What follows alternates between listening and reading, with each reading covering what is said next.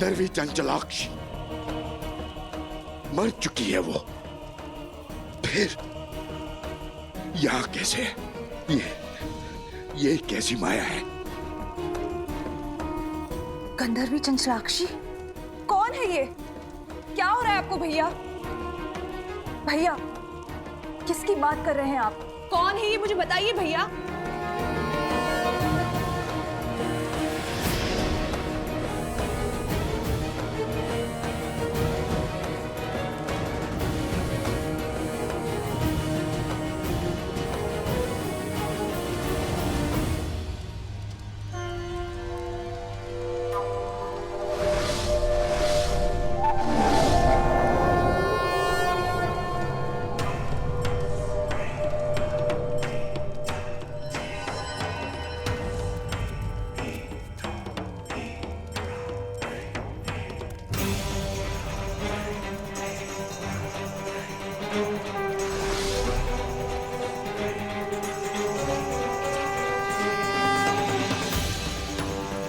असंभव, चंचलाक्षी लौट कर नहीं आ सकती। नहीं! क्या हुआ? श्री राम रुक क्यों गए? हम पर प्रहार क्यों नहीं कर रहे हैं? कदाचित वो हमारे प्रहार करने की प्रतीक्षा कर रहे होंगे। तो चलिए भैया, माता का नाम लेकर भौमास्त्र से युद्ध आरंभ करते हैं। भूमि देवी की शक्ति हमारे साथ होगी। सच और सोच का द्वंद अनोखा, राम विरुद्ध है राम के नंदन, मोड़ अनोखा आया है कैसा, युद्ध न जाए भौमास्त्र! पिता चाहे रघुकुल का मान, सूझ चाहे सीता सम्मान। ये क्या कर बैठे लवकुश? भौमास्त्र की काट तो ब्रह्मशिरा अस्त्र है,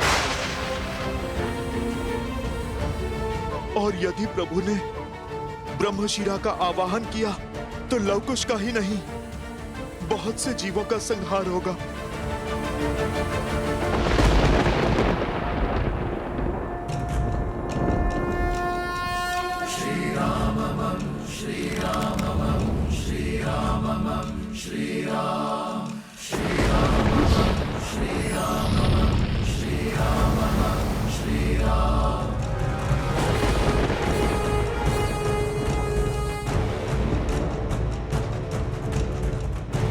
एक क्षण भैया, यदि श्री राम ने भौमास्त्र के विरुद्ध ब्रह्मशिरा अस्त्र का उपयोग किया तो हमारे पास उसका काट भी नहीं है।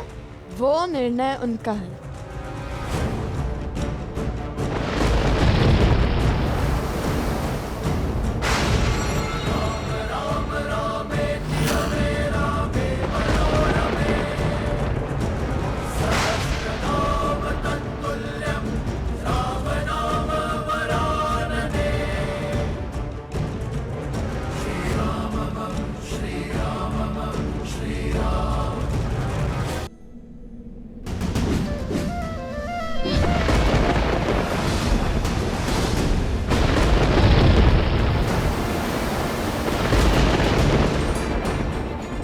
भौमास्त्र!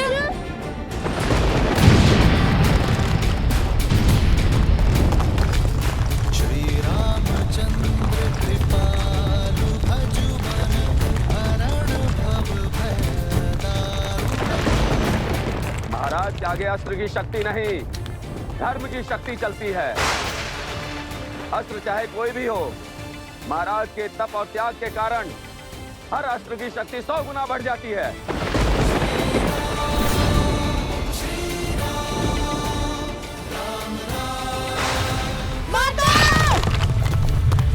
लवकुश!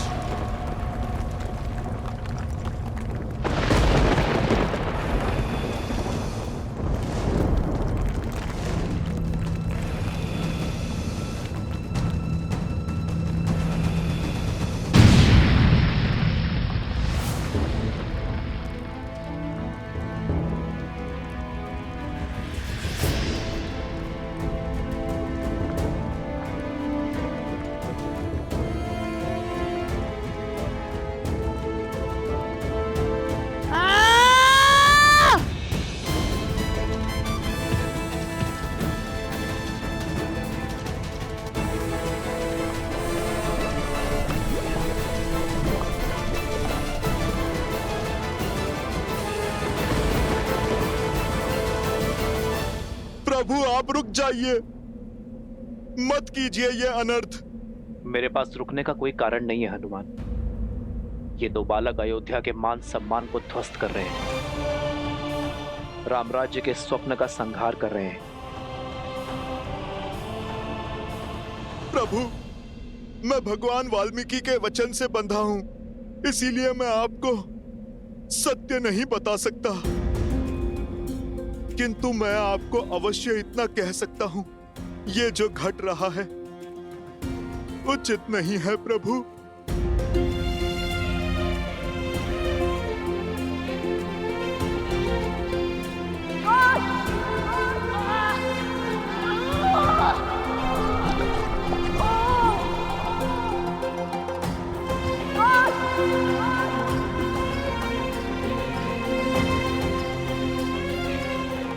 तुम ठीक कह रहे हो हनुमान, जो हो रहा है उचित नहीं हो रहा है, किंतु मैंने लव कुश को अनेकों अवसर दिए। मैं नहीं जानता भविष्य के गर्भ में क्या छुपा है।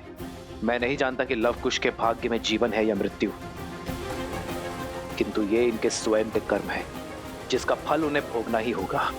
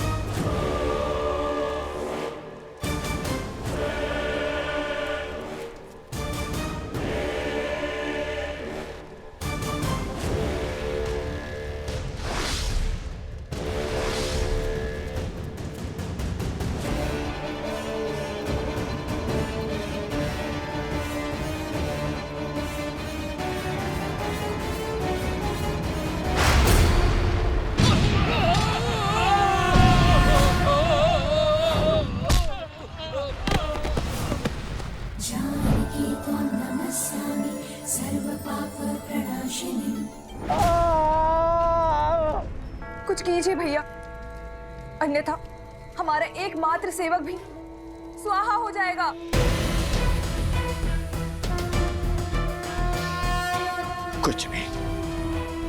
कुछ नहीं कर सकता मैं।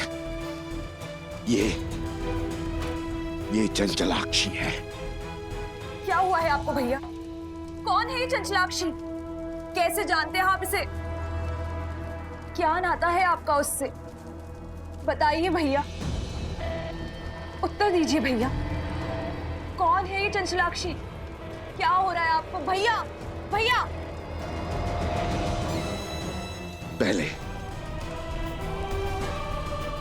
पहले बानासुर को बचाना होगा।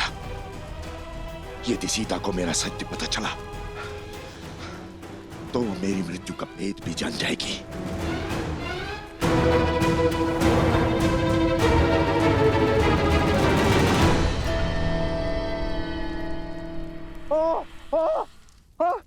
महाराज बचाइए, बचाइए महाराज। माता! माता!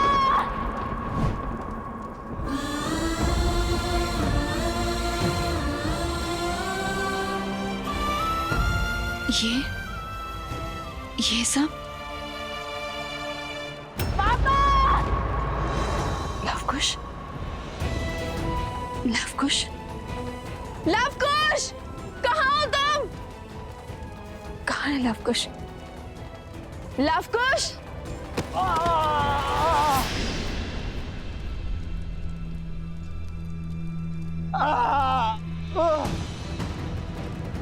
ये अवश्य इन असुरों की कोई माया थी, मेरे मंत्र जाप में विघ्न डालकर भाग निकलने की इनकी युक्ति थी।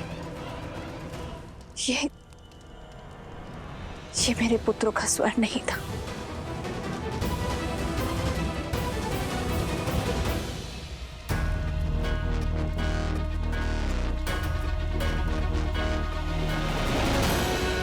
रुक जाओ दुष्ट!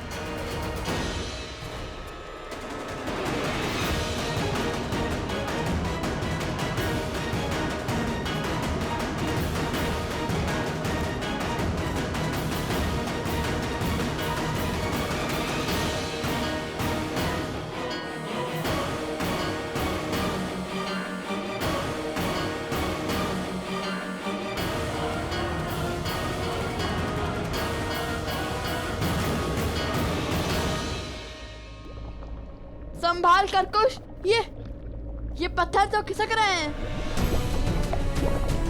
हमें इस पास से बाहर निकलने का कोई ना कोई मार्ग ढूंढना होगा। हमें माता का नाम लेकर अपने जीवन को दांव पर लगाकर ना ये अंतिम बार करना होगा। जीवन को बचाने का प्रयास करना होगा। और यदि ये लावा हम पर गिरा या पत्थर निकले तो हमारी मृत्यु निश्चित है।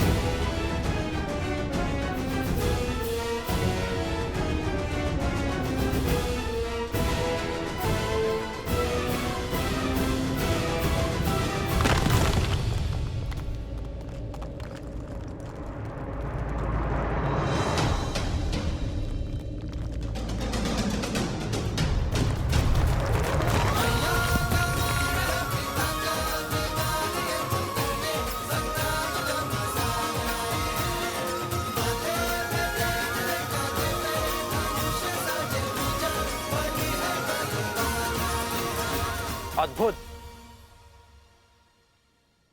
मैं जानता था तुम दोनों अवश्य लौटोगे।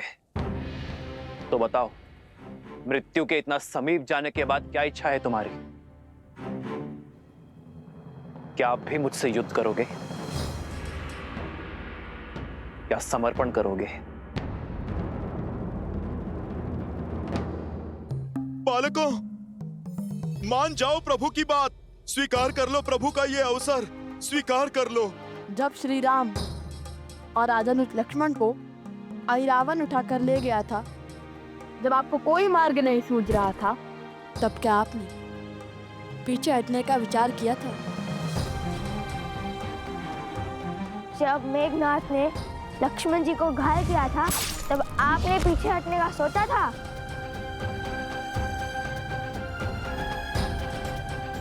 जिनके पास धर्म का साथ होता है, उन्हें पीछे हटने की कोई आवश्यकता नहीं होती। बालकों, आपको किसने कहा कि हमने अश्वरोग का धर्म किया है?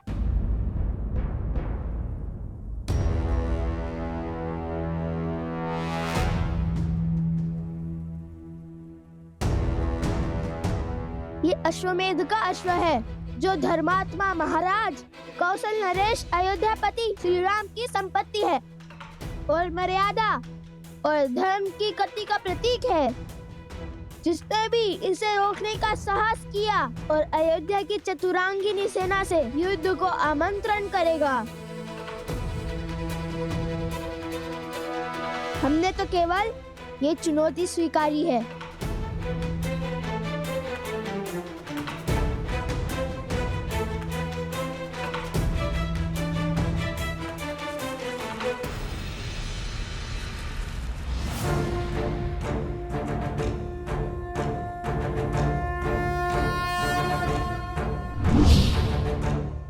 यदि चुनौती ली है तो उसे पूर्ण करने के लिए सच हो जाओ।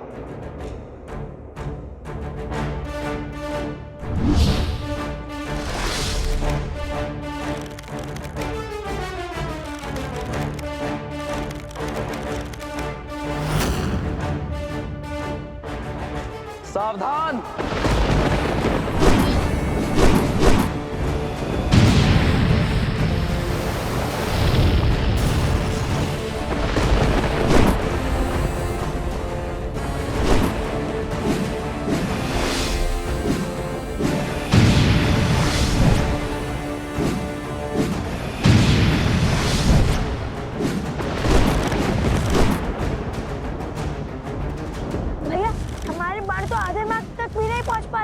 प्रयास करते रहो कुश।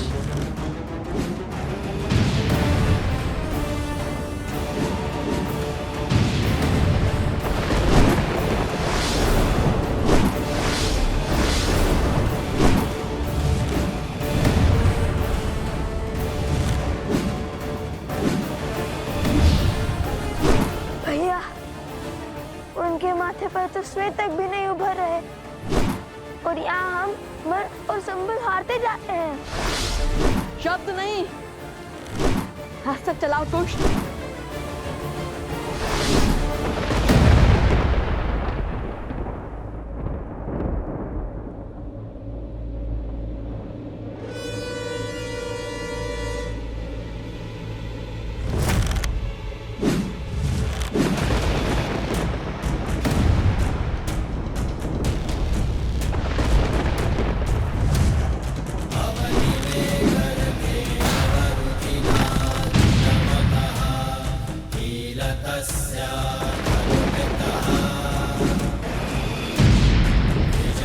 किशोर अवस्था में ये बालक श्री राम के सामने खड़े हैं, उन श्री राम के सामने जिनके आगे रावण और बाली जैसे महाबली नहीं टिक पाए।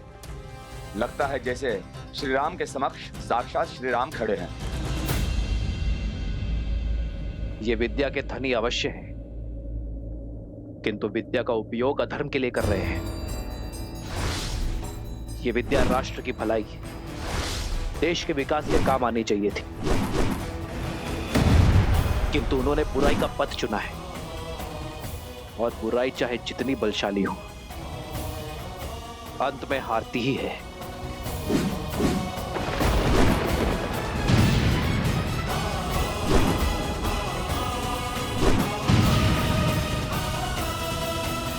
यह युद्ध आज समाप्त होकर ही रहेगा। या तो ये बालक आज अपना हट त्यागेंगे या फिर प्राण। रघुकुल रीत सदा चली आई, प्राण जाए पर वचन न जाई।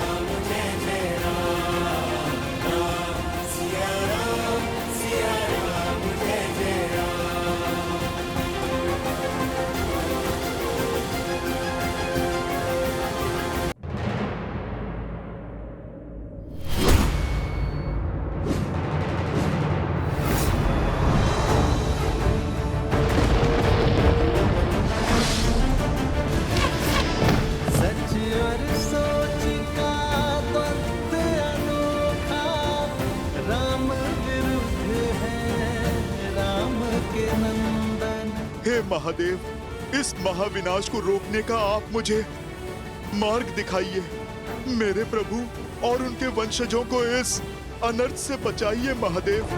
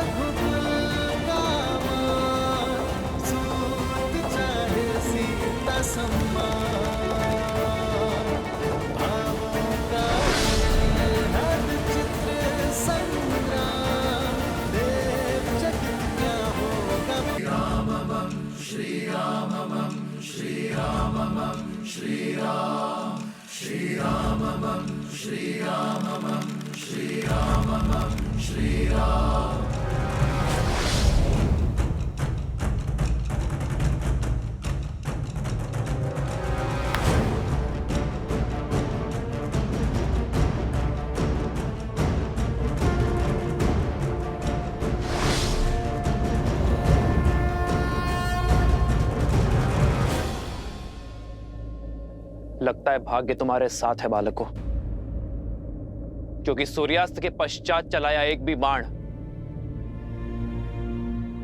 रघुकुल में युद्ध नियम के विरुद्ध होता है। आज एक सूर्यवंशी के विरुद्ध तुम्हारी ढाल साक्षात सूर्यदेव बनकर आए हैं। नियति तुम्हें अंतिम अवसर दे रही है बालकों। जाओ, जाकर अपनी माता को सत्य बताओ। यदि कल सूर्योदय होने पर तुम दोनों के हाथों में धनुष दिखे तो उसी क्षण हट और हटी दोनों का अंत कर दूंगा।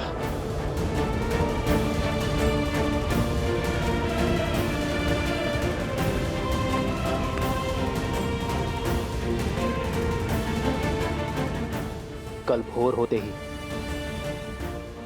अश्वमेध यज्ञ के अश्व और हनुमान को लेकर मैं अयोध्या के लिए निकल जाऊंगा।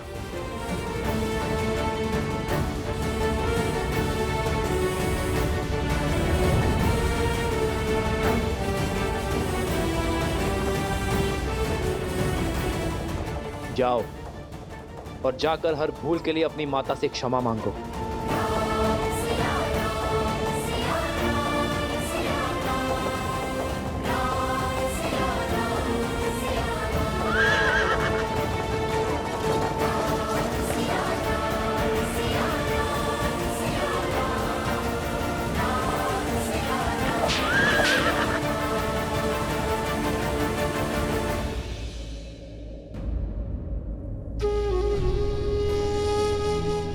श्री रामचंद्र कृपालु भजमन हरण भव भय दारुणम। कृपा और दया के सागर है मेरे प्रभु श्री राम। यही उनकी महानता है। वो हर एक पापी को अंतिम अवसर देते हैं। उन्होंने रावण तक को दिया था, फिर आप दोनों तो उनके परम भक्त हैं। अपनी भूल सुधारिए। जाओ लवकुश, ये मेरी आपसे विनती है, अपनी माता को सब कुछ सच बता दो। फिर जो माता कहे आप वो ही करना। समझने का प्रयास करो बालकों। आज जो बाण रुक गए वो जलंधर अवश्य चलेंगे और वो प्रहार रघुकुल के मस्तक पर सबसे बड़ा कलंक होगा। जाओ, आप अपनी माता से बात करो। यदि बता नहीं सकते तो उन्हें यहाँ पर ले आओ। हर समस्या का समाधान स्वयं हो जाएगा बालकों।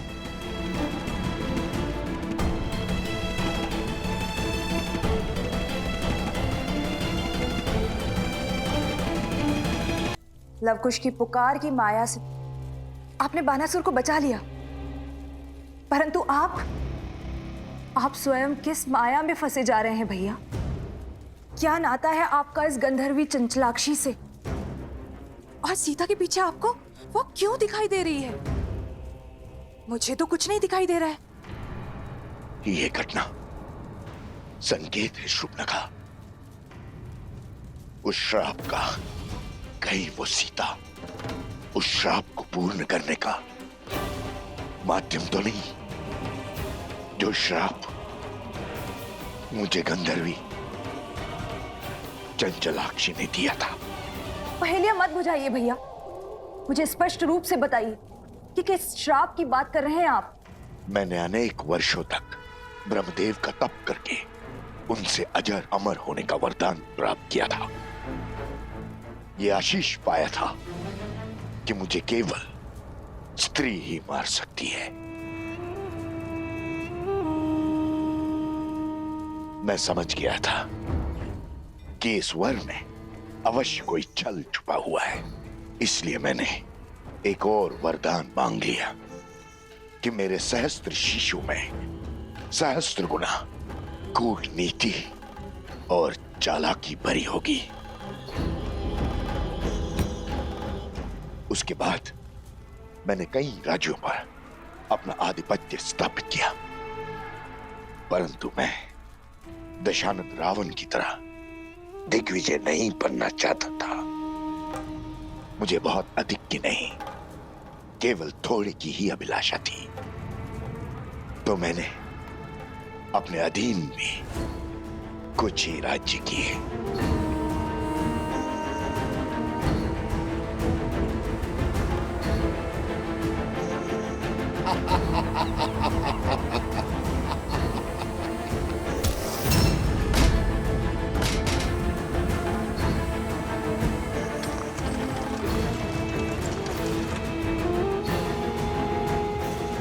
ये है हर किसी को अपने सामने झुकने पर विवश कर देने वाले सहस्त्र मुख। मैं अपना राज्य इन्हें सौंपता हूं। आज से यहाँ की हर वस्तु हमारी है।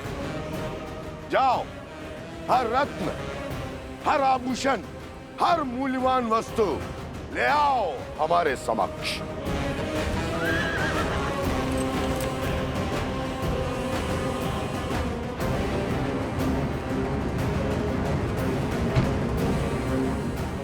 चलो सारथी।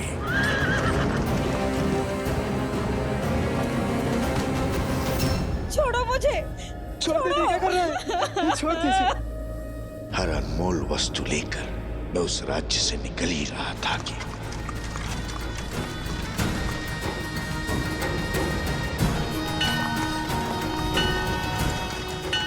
रुको सारथी।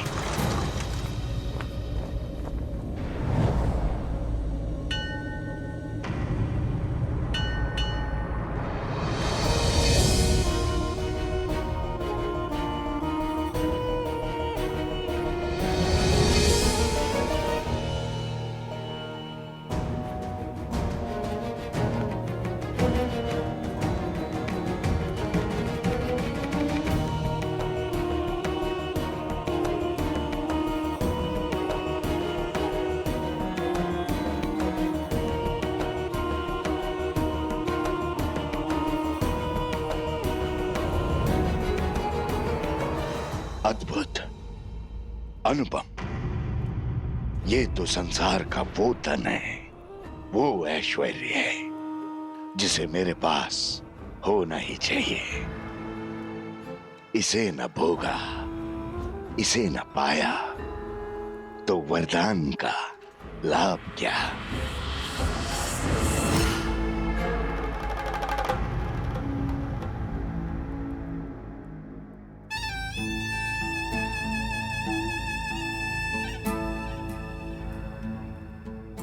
तप के लिए बहुत अनुचित स्थान चुना है सुंदरी। तुम्हारा तप और पूजा सफल हुई, अब कोई आवश्यकता नहीं। अब इस लक्ष्मी या किसी और देवी देवता की पूजा की। अब तुम मेरी हो। अब और लक्ष्मी और वैभव की आवश्यकता कहां।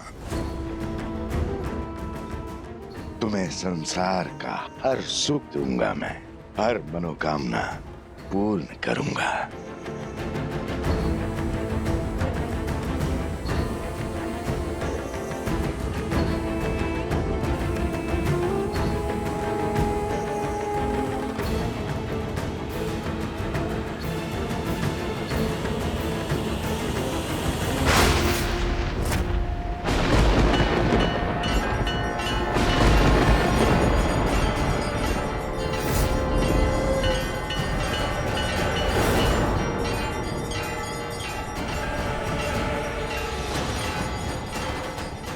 तुम्हारे स्पर्श ने मुझे अपवित्र कर दिया है सहस्त्रमुख। तुम्हारे मलिन मन का इस संसार में कोई स्थान नहीं। जिस शक्ति का तुमने अहंकार पाल रखा है वही तुम्हारे विनाश का कारण बनेगी।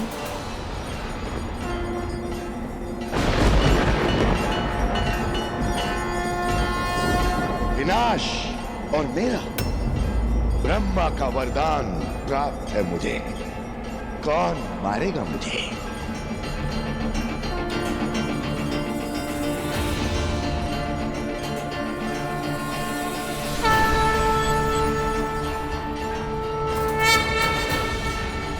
मैं गंधर्वी चंचलाक्षी, जिसके पावन तप को तुमने अपवित्र किया है, मैं तुम्हें श्राप देती हूँ।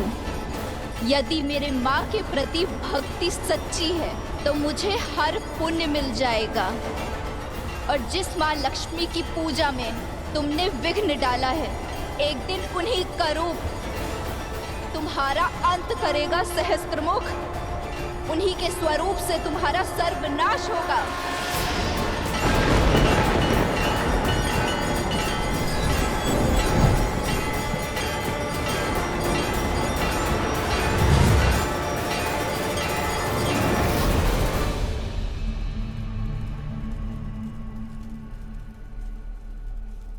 ये वही है जिसके बारे में चंचलाक्षी ने कहा था, मेरा अंत है ये। संसार को भ्रम के जाल में फंसाने वाले मेरे भैया आज स्वयं एक भ्रम से भयभीत हो रहे। शांत हो जाइए भैया, ये वो नहीं है जो। ये वही है ये वही है, और भय भ्रम से नहीं, श्राप से है मुझे।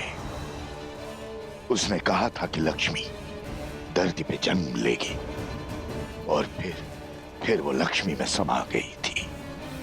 कहीं संसार का संदेह सत्य तो नहीं? कहीं सीता लक्ष्मी का रूप तो नहीं?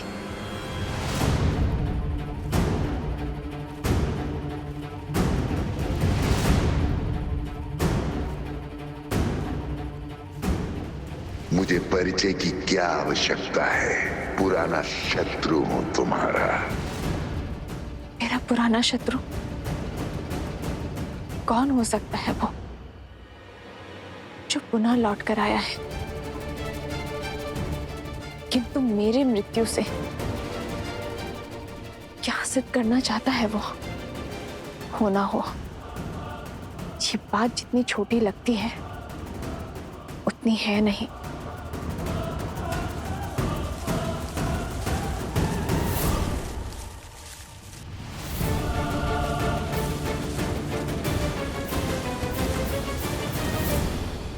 रावण के कानों में भी यही बात पड़ी थी ना।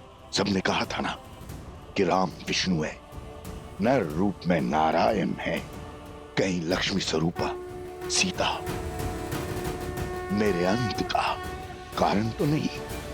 कदाचित तभी न रावण राम का वध कर पाया,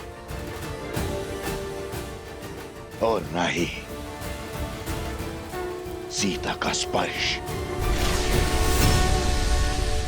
भैया, बल के पर्याय सहस्त्रमुख रावण हैं आप। यदि आप निर्बल हो जाएंगे तो हमारे कुल की शक्ति कौन बनेगा?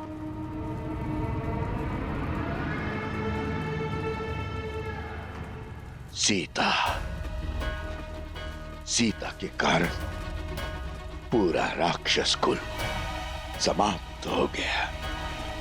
सर्वशक्तिशाली दशानंद रावण मृत्यु को प्राप्त हो गया। मैं प्रहार की कोई परीक्षा नहीं दूंगा। मैं लक्ष्मी के समक्ष नहीं जाऊंगा। नारायण, श्री लक्ष्मी, विष्णु, ये सब ढोंग है भैया। अरे जीवन भर वन में भटकने वाले देवता नहीं, अभागे होते हैं। अभागे। जो बात संसार नहीं समझा वो आपको समझनी होगी भैया। मानना होगा कि वो सीता एक साधारण सी स्त्री है। आप स्वयं सोचिए भैया, क्या ईश्वर के अवतार को भी क्या इतनी सारी परीक्षाएं देनी पड़ती हैं? इतने दुखों को भोगना पड़ता है? इतना असहाय होना पड़ता है? विजोग का विष पीना पड़ता है? वो नारायण जो अपने बल से संसार को बदल दे, अपने सुदर्शन से हर पाप का संहार कर दे, क्या उसे 14 वर्ष का वनवास भुगतने की आवश्यकता है? राजपाट, सुख शांति, वैकुंठ छोड़कर दर दर भटकने की आवश्यकता है भैया?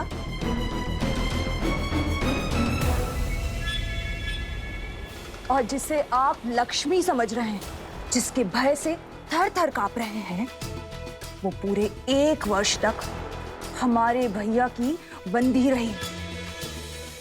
यदि वो लक्ष्मी का रूप होती तो क्षण भर में तो लंका से अंतर्ध्यान हो जाती और 1 वार से दशानन की हट को तोड़ देती।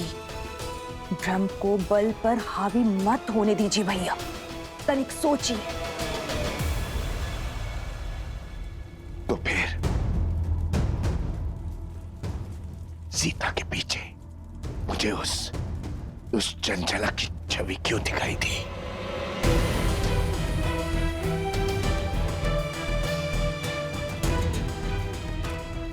जब मन में संदेह होता है तो भूतकाल आंखों के सामने स्वरूप लेता है। ये सब विचारों का खेल है भैया, और कुछ भी नहीं। इस अनर्थ का अर्थ खोजना बंद कीजिए भैया, और प्रहार का नाद आरंभ कीजिए भैया।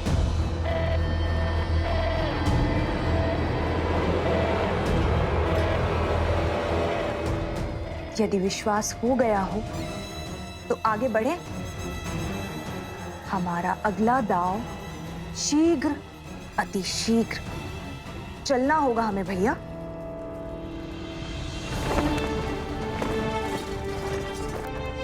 श्री राम,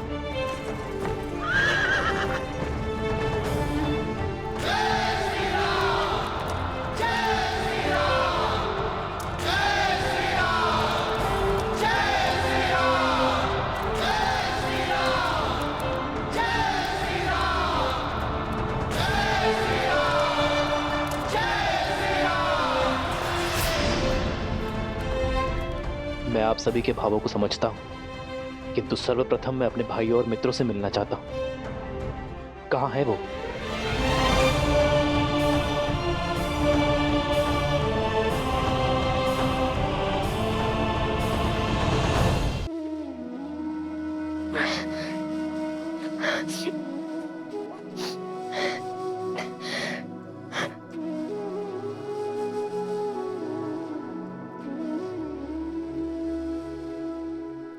यदि कल सूर्योदय होने पर तुम दोनों के हाथों में धनुष दिखे तो उसी क्षण हट और हटी दोनों का अंत कर दूंगा।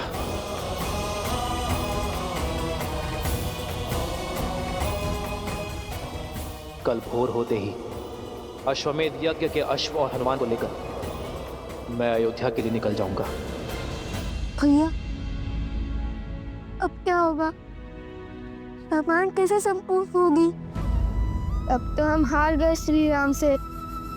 हमें अश्व लौटाना ही होगा। अश्वमेध यज्ञ संपूर्ण होने का अर्थ है हमारी प्रतिज्ञा पूर्ण रहना।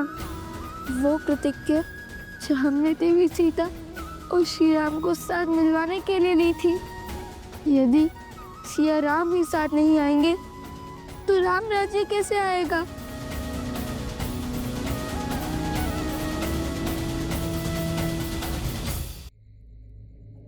नहीं कुश, युद्ध अभिशेष है और हार जीत का निर्णय भी। आज जो भी हुआ वो अकल्पनीय है, इतिहास का भाग बन चुका। हमने श्री राम का सामना किया, उनकी शक्ति और उनकी आभा को ललकारा। कि जानते हुए भी हम पीछे नहीं हटे कि हमारे समक्ष रावण का संहार करने वाले श्री राम खड़े हैं। तुम ही बताओ, ऐसे शूरवीर कैसे हार सकते हैं? हमने आधा युद्ध जीत लिया है कुश। आज उनका केवल एक दाव उचित पड़ा है। स्मरण रहे, माता कहती है, धैर्यम सर्वत्र साधनम। भाग्य भी साथ साधने वालों का साथ देता है। कल हम पुनः श्री राम के समक्ष जाकर उनका सामना करेंगे।